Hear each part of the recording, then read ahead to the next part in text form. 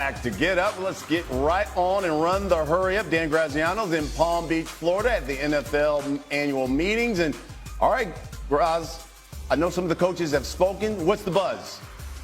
Yeah, all the AFC coaches spoke this morning a short time ago.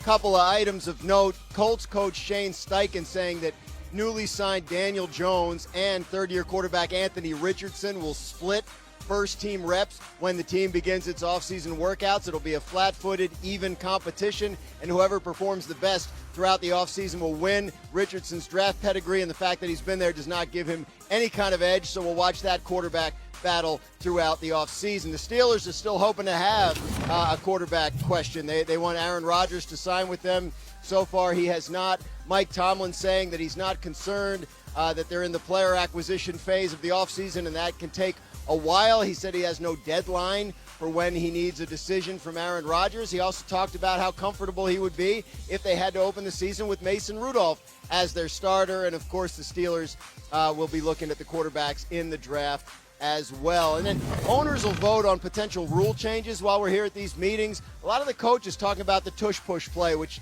there's a little bit of support for trying to find a way to ban it. It's unclear if it'll have the support of 24 owners, which is what it would need in order for there to be a rule change. But Bills coach Sean McDermott, whose team uses the play, as you see here, more than anybody but the Eagles, even he was saying today that there's player safety issues to consider, and that even if they don't have all the data on that yet, it might be a good idea to be proactive. So a little bit more support for changing that rule than I think we expected when we got here yesterday.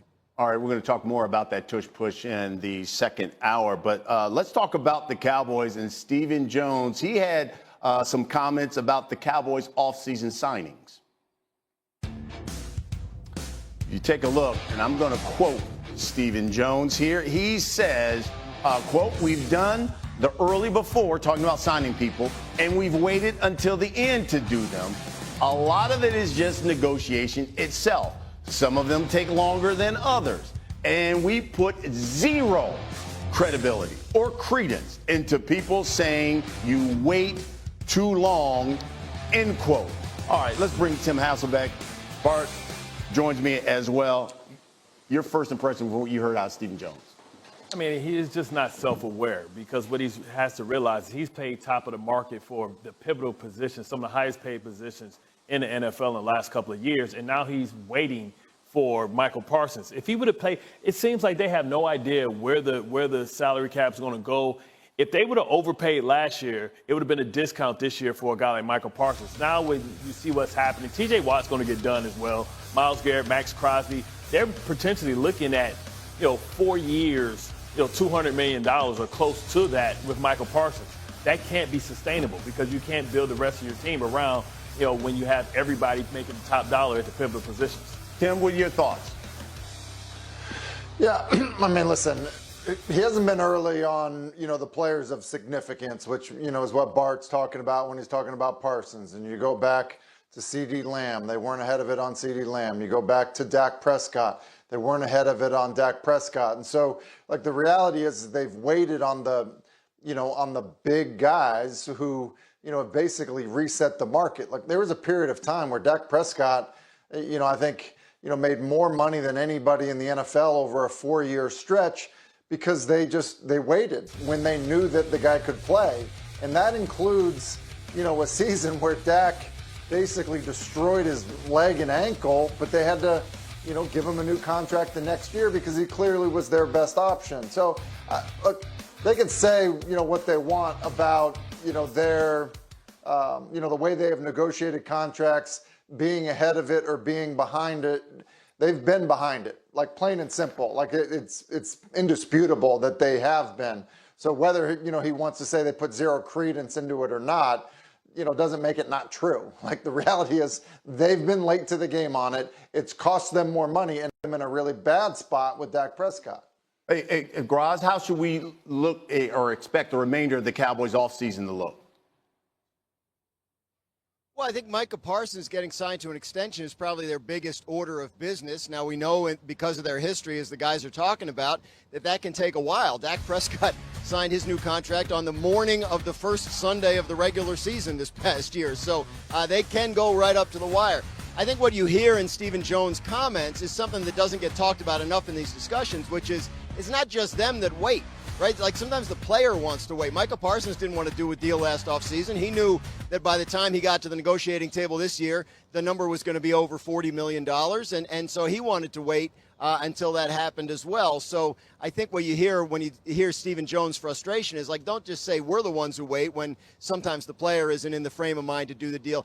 But the flip side of that is the Cowboys have created a situation where the players know that if they wait long enough, they're going to get what they want because they've seen Dak Prescott do it and CeeDee Lamb do it and Ezekiel Elliott do it years ago. So, look, fundamentally, they've got to draft well. They've got to get high-level production out of guys on rookie contracts because they're going to be spending at the top of the market for 3 of the premium positions. We got much more on these hours. That was back on March 21st. Now, the team's current quarterback depth chart is Mason Rudolph, Skylar Thompson. Their head coach, Mike Tomlin, spoke this morning with reporters at the league annual meeting. Take a listen. He's a free agent. As you guys know, he came to visit last Friday. We had a really productive day. He's been in this thing a long time. I've been in this thing a long time. But it's no substitute for, intimacy and spending time together and getting to know one another in a non-competitive environment. And so that was really good. But I don't have any new updates in terms of where the process is. We'll see where it leads us.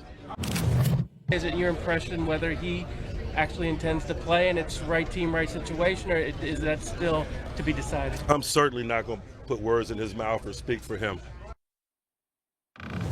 Okay, Garage joins us. Of course, he is right there on the grounds there in Florida at those league meetings. Got Bart. Tim Hasselbeck joins us. All right, Garage, since you're right there on the ground, what more can you tell us about what Mike Tomlin had to say there? Yeah, they're really not in a hurry. The Steelers really don't have like a pivot that has any urgency to it, right? If Aaron Rodgers tells them no, is Carson Wentz or Joe Flacco going to be that much better than Mason Rudolph? So they're not going to push Aaron Rodgers for an answer for fear that will make the answer no. So they'll give him the time that he needs. It doesn't seem like he has another option out there other than retirement, so they're not worried about losing him to another team. Little nitty-gritty kind of inside baseball thing here, but if they wait until the Tuesday after the draft, so 4 weeks from tomorrow, signing Aaron Rodgers would not hurt them in the compensatory draft pick formula. They'd be able to pick up some extra draft picks in the 2026 draft. That could be part of the calculation as well now and could be part of the delay. But Aaron Rodgers weighing Steelers versus retirement, I guess, and the Steelers looking at quarterbacks in the draft regardless of what happens there. Okay, Tim, give me your thoughts on not only what you heard from Mike Tomlin, but what do you think is going through Aaron Rodgers' mind? Yeah, well, I think what we heard from Mike Tomlin is, look, we're interested in him, but we're not moving heaven and earth for him, which is really consistent with what they've said all offseason. They wanted to re-sign Russell Wilson or Justin Fields. They weren't able to do either of those things, so they turned to the next level of free agency, which is definitely not a priority. And then I think